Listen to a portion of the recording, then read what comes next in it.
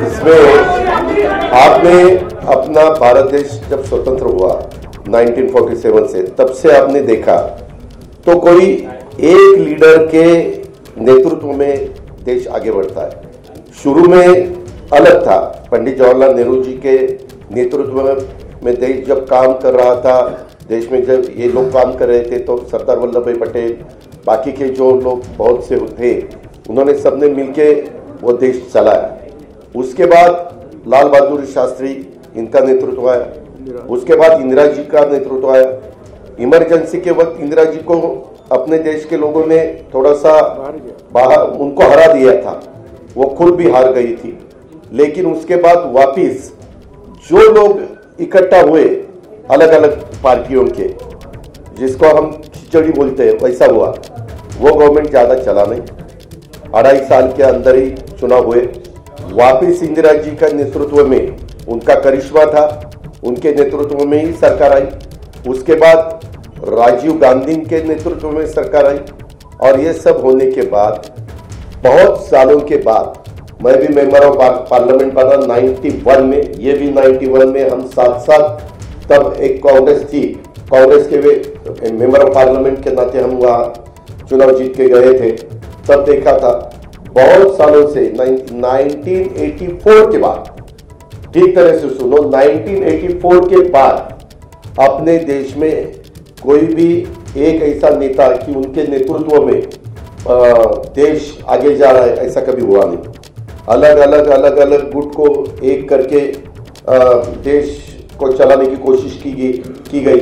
लेकिन 9 साल आपने देखे होंगे, उसमें नरेंद्र मोदी साहब का नेतृत्व में आज देश काम कर रहा है।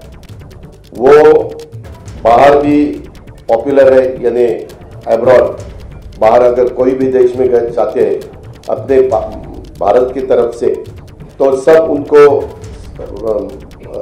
सपोर्ट देते हैं, सब उनको बहुत अच्छा नेतृत्व ऐसे बोलते हैं।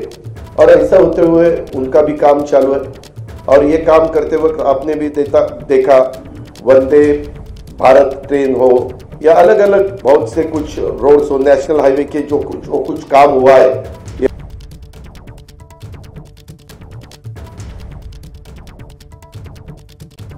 बाकी की डेवलपमेंट के बारे में, ऐसे सब ठीक तरह से चालू है। और सामने वाले विरोधक वो खुद का खाली अपना अपना स्टेट का देखते हैं, अपने अपने स्टेट का देते हैं। एक कोई मुझे लीडर अपोजिशन में दिखाओ कि वो देश का सोचकर देश में काम कर रहा है, ऐसा कहीं दिखाई नहीं देता। और इतना बड़ा पॉपुलेशन होते हुए हम सहयोगी पार्टी के नाते, जैसे हम इससे पहले कांग्रेस के साथ जाते थे, बीच में हमने शिवसेना के साथ हम 2.5 साल गए, वैसे अभी आगे विधानसभा हो, लोकसभा हो, लोकल बॉडीज का तो चुनाव वहां के डिस्ट्रिक्ट के हमारे कार्यकर्ता सोचेंगे, वहां के लीडर सोचेंगे कि क्या करना चाहिए क्या नहीं करना चाहिए। लेकिन स्टेट के और देश के जो चुनाव है उसके बारे में हम साथ साथ जाना चाहते हैं। और इसीलिए महाराष्ट्र के डेवलपमेंट के लिए और देश और मजबूत होना चाहिए और आगे जाना चाहिए। जो कुछ आज थोड़े बहुत प्रॉब्लम होते हुए वो सॉल्व करने के लिए भी सबने एकजुट होके उसका मुकाबला करना चाहिए। इसी माध्यम से हमने सबने मिलके ये डिसीजन लिया है, पार्टी के नाते हमने ये डिसीजन लिया है। और ये होते हुए पूरे विधायक हमारे साथ है, मेंबर ऑफ पार्लियामेंट हमारे साथ है, बाकी के पार्टी के वर्कर हमारे साथ है। इसीलिए आज मैंने डिप्टी चीफ मिनिस्टरशिप का ओथ ली।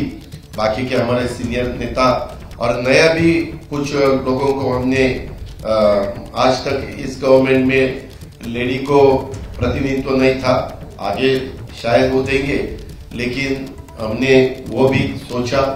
और यंग जनरेशन को भी हमने कैबिनेट मिनिस्टर के नाते, जैसे पहले मुझे याद है भुजबल साहब के नेतृत्व में हमने जब 99 में चुनाव लड़ा था, तब हम यंग थे, मैं आर पाटिल, दिलीप वळसे पाटिल, जयंत पाटिल, हम सुनील तक्करे, हम सब यंग लोगों को मौका मिला था। अभी वैसा ही संजय बनसोड़े हो या अपना अदिति तटकरे हो या अनिल भाईदास पाटिल हो, ऐसे अलग अलग नए लोगों को भी हमने उसमें शामिल किया गया है। और उसमें ट्राइबल को भी प्रतिनिधित्व मिलना चाहिए, शेड्यूल कास्ट को भी प्रतिनिधित्व मिलना चाहिए, माइनॉरिटी को भी प्रतिनिधित्व मिलना चाहिए, लेडीज को भी प्रतिनिधित्व मिलना चाहिए। ऐसा सब सोचकर और ओबीसी को भी प्रतिनिधित्व ज्यादा मिलना चाहिए, ऐसा सब सोचकर हमने ये मिनिस्ट्री में मौका दिया है।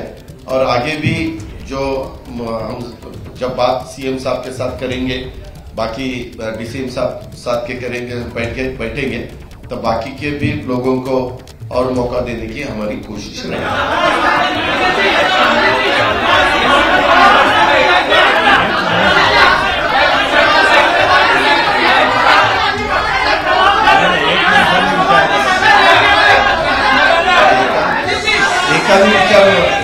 एकाने विचार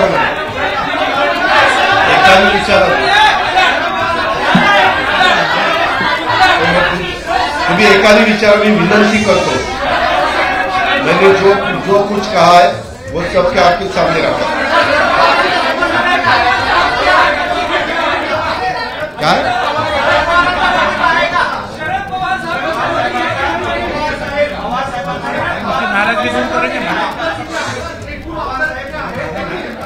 क्या अरे एक आदमी पूछो ना।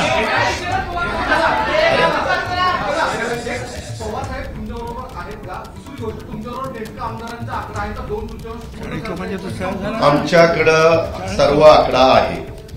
आम्ही काय एक मिनिट, आकडा काय आमच्या बरोबर सगळे आमदार आहेत, आपण काळजी करू नका। आकडा सांगायला काही मटक्याचा आकडा काढायचा नाही आपल्याला, त्याच्यामुळं तुम्ही तो काही विचार करू नका। सगळेजण आमच्या बरोबर आहेत, पार्टी आमच्या बरोबर आहे। आम्ही सगळ्यांना त्या ठिकाणी सांगितलं, वरिष्ठांना पण सांगितलं, डेमोक्रेसीमध्ये बहुमताला त्या ठिकाणी महत्व दिलं जातं, ही आजपर्यंतची परंपरा आहे आणि त्या पद्धतीनं पाठीमागच्या काळात जा रही है। जैसे ही घड़ी का काटा दोपहर 2:30 पे आए, बबीता जी का दिल सास बहू साजिश के लिए मचल जाए। और ये है इनकी बहू, पूरे दिन ऑफिस की टेंशन हो जाए गॉन जब ये करें अपना फेवरेट शो फ्री टाइम पे ऑन। इनकी तरह आप भी देखें अपना फेवरेट शो अपने टाइम पर और डाउनलोड कीजिए एबीपी लाइव ऐप अपने स्मार्ट टीवी पर।